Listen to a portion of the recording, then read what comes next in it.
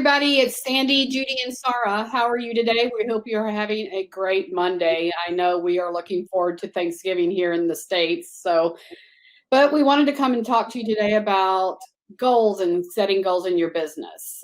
Sara, you want to start with that?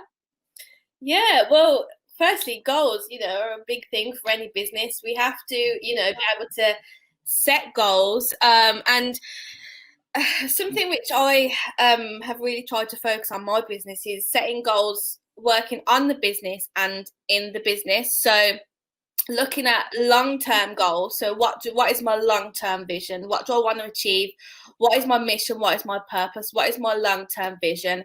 And for that, I'll look at, in a year from now, where do I want to be? 5 years, 10 years from now. And I'll let myself think big, really think about, okay, if I didn't have any fears of failure, or if I didn't have any fears of this not working out, what would my goals be? What would my dreams be? And so, a lot of my goals are things that I have no idea how to bring into fruition, but I will find a way, because there is something that I'm really excited about. So working on the business and in the business, weekly goals, something that I do every week. Okay, what do I need to do? What do I need to get done this week? And, they're really important because you need to be able to navigate through and make sure you're progressing, because if we don't set goals, we can be going backwards, not forwards. Do you know what I mean? So they're really, really important. Judy, what do you think?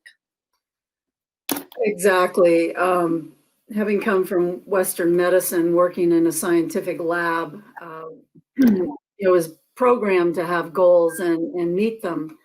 And it was kind of militaristic. It was maybe over the top, but that's medicine for you. And then moving into my own business, I think because I was so excited about this material, this personal development, this self-esteem building, stress relieving topic, my heart was really all in, So also I like to do the SMART goals, and maybe one of you will talk about what that means, but it's kind of a anagram for specific, measurable, achievable, realistic, and time frame set, I guess. That was pretty good. That came off the top. But now I work more with intuition, meditation, going inside and asking my big self, my high self, what is the next step for me to be able to serve given this crazy world we live in? What's current? What can I do to contribute? And that becomes part of my goal mix, so that absolutely I'm excited about it. It's targeted for today. And we were talking about lists. Normally they're a bit more organized than this, but they're everywhere, and they've got a tick box because I was a nurse, and you had to always tick off the time you gave a medication and initial it. Since it's just me most of the time, but now, since the three of us are working together, we each get a job and we tick it off. And when you do that, you feel like $1 million because you're accomplishing, So, Wendy, what are your thoughts? Well, I do my goal setting kind of like you do, Judy. I have lists and stuff, but I break mine down into 30, 60, and 90-day goals and long-term goals like Sara does. So I have probably 6 lists of things that I'm working, but they only have maybe 2 or 3 things on there. But the biggest thing that I always want to do is, one, make sure that all of my goals are always tied to my mission or my purpose. Because if you're not growing in that area of your business, then you're not going any direction. My dogs, can you hear them? FedEx guy. The Amazon guy just drove by. There you go. But it's important when you make goals that you do a market analysis. And what I mean by that is, if it's financial, you want to make sure that you're in line with the things that are happening in your community. You don't want to be so overly priced than anybody else, and you don't want to be underpriced than anyone else. So it's always important to do some type of market survey and do that. And I always revisit my goals. If it's a 1-year goal, a long-term one, every quarter I look to see where I'm at. Mhm. And you have to keep metrics, because if you don't, you won't know how much you need to accomplish to get to the end of the goal, or you won't know exactly where you're at. And that's the analytical side of me. So I have to know what numbers, where my numbers are at all times. So, and I automate as much as I can. So that's a big plus if you can. Yeah. Yeah. Well, I'm learning more and more about that from you. And I really appreciate learning these things from both of you, to help me improve. I found working for someone else, though, the goals were put upon me, and, they were checked frequently, that you were getting the job done every week. Boom, boom, boom.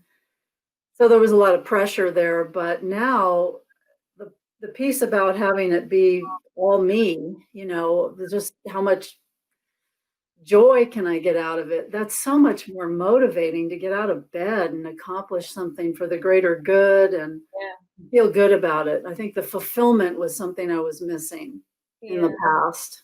Yeah, that's so important. And also, ticking boxes releases dopamine in the brain. There's something really good about it. But as you say, automation, Sandy, it's something I'm also trying to learn from you. It's something that I'm trying to incorporate into my business. But you can set goals into 3, or tasks into 3 different categories. So category 1 would be automate. So automate things like emails and posts and blog posts, etc., which is what Sandy is like queen at automation. The second is delegate. So, is there someone else that can help me do this? And that's something that I'm trying to learn how to do, because I'm a bit of a control freak. I'm working on it. Automate, delegate, and then also eliminate, because is there something that actually you put on your list which maybe you don't really need to do? Maybe it's not that in line with your mission. Maybe it's, not contributing to the bigger goal. So I always look at the goals and tasks that I want to do and put them into 3 categories, and then go from there. Something else which helps me is writing out what not to do list. Because we have lists of what we should be doing, but actually a what not to do list is really, really powerful as well. So I've definitely done them in my time, and they've really helped me. So they may help some of you guys as well. Well, I like to do the fun things that I am good at and I enjoy, and the tech part kind of goes, try to pass it off on somebody else, like my husband. But I've learned to appreciate it as well, because if you can be well-rounded as a single entrepreneur, then you know what the task is that you're handing off, right? And you try to find the best person to do that, and hopefully you trust them. And sometimes it's an exploration process on Fiverr or whatever to find the right person. I had to go through a couple before I found the one that did the job and did it well and was kind of a match for my personality, and it was on time and all that. Virtual assistants are really important too. Yeah. Find what you trust to do the things that maybe you just don't want to make time for and let somebody else do. I love to automate. Not that I'm lazy. It's just that, it's so much more efficient. Yeah. Emails are automated. When a client signs up for something, they get emails on the first day, the 3rd day, the 5th day, the 7th day, and the 9th day. It's all set up. It just does it by itself. So they're still getting content. And that's the important thing, is that you're still connecting and making content with them. And, but a virtual assistant, if you can find one for a decent price, are priceless. Yeah. I'm still working on finding the right person. Just FYI. Virtual assistants in the group. Yeah, really. Thank you, guys. That was really valuable information. Thank you. Look forward to seeing you all next time. And as always, give us your questions and your comments. And we love being here with you. Thanks for joining us. Bye-bye, guys. Bye.